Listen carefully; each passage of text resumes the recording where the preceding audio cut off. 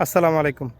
আরেকটা বয়ান শুনেন, জান্নাত নিয়া হুজুর কি বলে একটু শুনেন। আমি চাই না বেহস্ত ভয় পাই না জাহান্নাম। আমি চাই না হুজুর বেহেশত চায় না, জাহান্নাম রে ভয় পায় না, জাহান্নাম রে ভয় পায় না। অথচ আল্লাহ তাআলা বলছে ওয়াত্তাকুন নার, জাহান্না জাহান্নামকে ভয় পাও, আগুনকে ভয় পাও, কিন্তু উনি ভয় পায় না। আচ্ছা, এরপরে শুনেন। বেহস্ত ভয় পাই না জাহান্নাম। আমার কপালে লিখে দিও দয়ার নবীর নাম। আমার কপাল আমার কাফনে লিখে দিও পাকে পাঞ্জাতন। আমার কাফনে লিখে দিও পাকে পাঞ্জাতন। মা ফাতেমার নয়ন মনি ইমাম ভাই দুইজন। আমার কাফনে লিখে দিও পাকে পাঞ্জাতন। আমার কাফনে পাকে পাঞ্জাতন। মা ফাতেমার নয়ন মনি ইমাম ভাই দুইজন। আমি আলীর কদমে জানাই হাজারো সালাম। আমি আলীর কদমে জানাই হাজারো সালাম। আমার কপালে লিখে দিও বেহেশত চায় না, জাহান্নাম রে ভয় পায় না। না, জাহান্নামকে অবশ্যই ভয় পেতে হবে। দয়ার নবীর নাম। আমার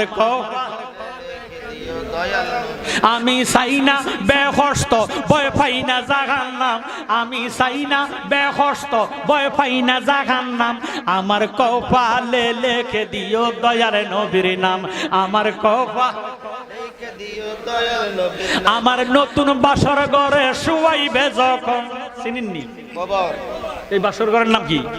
করে আমার নতুন বাসর ঘরে শুয়াইবে যখন। পাঞ্জাতনের নামের ধ্বনি শুনাইও তখন। মারহাবা করে আমার নতুন বাসর ঘর শুয়াইবে যখন। পাঞ্জাতনের নামের ধ্বনি শুনাইও তখন। আমি নবীর কদমে জানাই লাখো সালাম। আমি নবীর কদমে জানাই লাখো সালাম। আমার কপালে লিখে দিও দয়াল নবীর নাম। আমার হাসর ময়দানে মানুষ উঠিবে যখন। রাব্বি নাফসি বলবে সবাই বলিবে তখন। আমার দয়াল নবী নিয়ে যাবে বেহস্ত মুকাম। আমার দয়াল নবী নিয়ে যাবে বেহস্ত মুকাম। আমার কপালে লিখে দিও দয়াল নবীর নাম। আমার আমি চাই না বেহস্ত ভয় পাই না জাহান্নাম। আমি চাই না বেহস্ত। এখন তো শুনলেন আপনারা, মানে গজলটা শুনলেন। এখন কিছু কথা, সেটা হচ্ছে এই গজলের প্রতি আপনার কোনো মানে বিশ্বাস রাখাটাই ঠিক হবে না। অবশ্যই আল্লাহ তাআলা বলছে জান্নাত আল্লাহর কাছে দোয়া করা, যে আল্লাহ যেন জান্নাত নসিব করে এবং জাহান্নাম থেকে মুক্তি দেয়। আর উনি বলতেছে মানে জান্নাত চায় না আর জাহান্নামরে ভয় পায় না। না, আল্লাহ তাআলা যেটা বলছে আল্লাহর কথাই রাইট। আপনি জাহান্নামের ভয় পান না। জাহান্নামের একটু লেলিহা যদি দুনিয়াতে আসতো, দুনিয়াটা ধ্বংস হয়ে যেত। আল্লাহ মাফ করুক। এইসব কথা থেকে আমরা হেফাজত থাকি।